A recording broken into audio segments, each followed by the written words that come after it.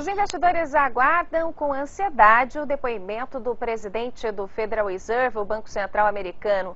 Ben Bernanke faz hoje sua apresentação semestral no Senado norte-americano. E depois de dados fracos sobre o mercado de trabalho e as vendas no varejo dos Estados Unidos, os mercados esperam novas medidas de estímulo à economia do país. Hoje, as principais bolsas da Ásia fecharam em alta, aguardando aí esse discurso de Ben Bernanke lá no Senado norte-americano, com destaque para Hong Kong, onde o índice Hang Seng encerrou em alta de 1,75%. Pela primeira vez, o Fundo Europeu de Estabilidade Financeira emitiu bônus com vencimento em 6 meses a taxas negativas. A informação é do Banco Central alemão, o Bundesbank, que administra essas operações. O fundo captou 1,5 bilhão de euros com vencimento em 6 meses a taxas de menos 0,01%. Sinal da busca por segurança dos investidores, mesmo com perdas nesses investimentos. Os registros de veículos novos caíram 1,7% em junho na comparação anual. 1.250.000 unidades na Europa foram registradas no mês de junho. A queda foi provocada principalmente pela desaceleração econômica da Espanha, Portugal, França e Itália, informou a Associação dos Construtores Europeus de Automóveis. No acumulado de janeiro a junho, os registros de veículos novos apresentaram retração de 6,3% em relação ao mesmo período de 2011, para 6.900.000 unidades. A gente tem aqui na tela as montadoras mais afetadas por queda de registro de imóveis. A gente tem aqui Fiat em primeiro lugar, queda de 17%, Ford e depois também as outras quedas registradas lá na Europa. O índice ZEU de expectativas econômicas na Alemanha caiu para menos 19,6 pontos em julho, de 16,9 pontos em junho. É o terceiro mês seguido de queda. O número é o mais baixo desde janeiro, mas ficou acima da previsão dos economistas, que esperavam uma pontuação negativa de menos 20 pontos. O custo de financiamento da Espanha diminuiu hoje. O país vendeu 3,5 bilhões de euros em títulos de médio prazo. O yield médio, a taxa de retorno desses títulos, caiu, a gente vê aqui na tela, nos títulos de 12 meses, saiu de 5,07% em junho para 3,92% agora em julho. E nos títulos de 18 meses, a taxa saiu de 5,1% para 4,24%, o custo do financiamento da Espanha diminuindo um pouco hoje. E as principais bolsas da Europa operam em alta, a gente vê aqui na tela, a exceção fica por conta de Londres, onde o índice FTSE tem queda de 0,39%. Está conosco hoje aqui no Band News Mercado, André Massaro, educador financeiro da Moneyfit. André, a gente viu aqui que o Fundo de Estabilidade ofereceu títulos com rendimento negativo e encontrou gente querendo comprar mesmo com rendimento negativo. O que leva uma pessoa a colocar o seu dinheiro em algum investimento com rendimento negativo?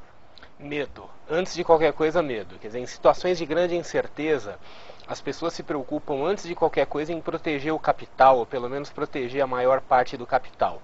Quer dizer, estando em algum lugar, em títulos emitidos por instituições, vamos dizer assim, um pouco mais seguras ou menos inseguras, se preferir, mas a prioridade numa situação como essa é proteger o máximo possível e não buscar rentabilidade. Agora, perde dinheiro colocando nesses ativos com rendimento negativo? Como é que funciona?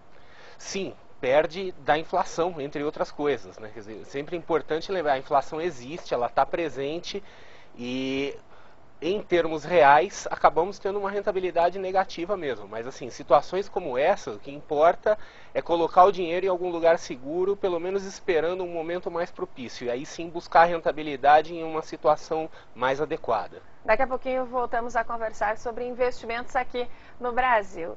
Vamos ver a tela de indicadores econômicos, os fatos que vão ser destaque no mundo hoje. Hoje a agenda está concentrada no mercado norte-americano, onde vão sair preços ao consumidor. Saiu agora há pouco, veio estável a inflação dos Estados Unidos. Produção industrial, sai daqui a pouquinho. Tem o depoimento de Ben Bernanke, o fato mais aguardado do dia. E tem também dados do mercado imobiliário dos Estados Unidos. O Senado dos Estados Unidos acusa o banco HSBC de permitir lavagem de dinheiro de origem suspeita, inclusive do narcotráfico mexicano.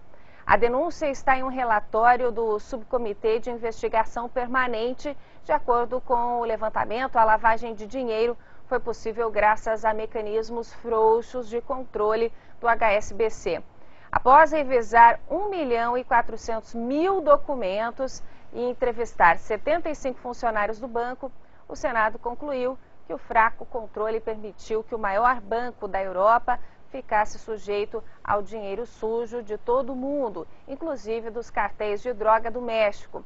Também foram encontrados fundos suspeitos de países como Síria, Irã, Arábia Saudita e Ilhas Caimã. No documento, o Senado também critica o escritório controlador da moeda, o órgão que regula os bancos americanos, por falhar em monitorar corretamente o HSBC.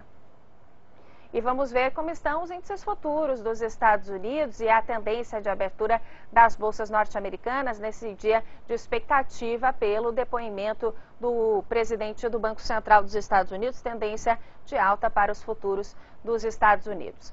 O índice de preços ao consumidor em São Paulo fechou a segunda quadricemana de julho com inflação de 0,20%. O preço dos alimentos puxou a alta, o item subiu 1,12%. Por outro lado, habitação, transportes e vestuário registraram deflação. Na média geral, o IPC desacelerou 0,05 ponto percentual em relação à mesma prévia de junho. O IPC é divulgado semanalmente pela FIPE. A pesquisa de preços é feita na cidade de São Paulo, com pessoas que ganham entre 1 e 20 salários mínimos. E outro indicador de inflação, divulgado agora há pouco, o Índice Geral de Preços 10, o IGP-10, acelerou para 0,96% em julho, uma alta de 0,23 ponto percentual em relação ao mês anterior. Entre os componentes do IGP-10, o índice de preços ao produtor amplo subiu 1,24%. O índice de preços ao consumidor teve alta de 0,19%. E o índice nacional de custo da construção ficou em 0,84% no acumulado do ano. O IGP-10 acumula alta de 3,84% e em 12 meses o avanço é de 6,03%. E a gente volta a conversar com o André Massaro, educador financeiro da Money Fit. André, a gente vem acompanhando aqui no Brasil juros mais baixos e a tendência é de que a Selic caia até o final do ano para 7,5%, 7%. Como ficam os investimentos, até mesmo na poupança, que teve as suas regras alteradas diante desse novo cenário? Poupança a gente já sabe, quer dizer, agora o rendimento está vinculado à Selic caindo, poupança cai. Quer dizer, era a trava que nós tínhamos no mercado de renda fixa, que hoje não existe mais. O que eu vejo em se mantendo a tendência de queda da taxa de juros no longo prazo, cada vez mais o mercado de renda fixa brasileiro deve migrar para um perfil parecido com aquilo que tem nas economias desenvolvidas. Ou seja, quem quiser uma rentabilidade real acima da inflação vai ter que procurar um outro tipo de ativo financeiro mais arriscado, que normalmente são aqueles títulos emitidos por empresas, que aqui nós chamamos de debêntures. Ou, por exemplo, fora do Brasil é muito comum títulos emitidos por governos municipais. Aqui não é muito comum, mas lá fora é bastante comum e é um investimento de risco razoavelmente alto.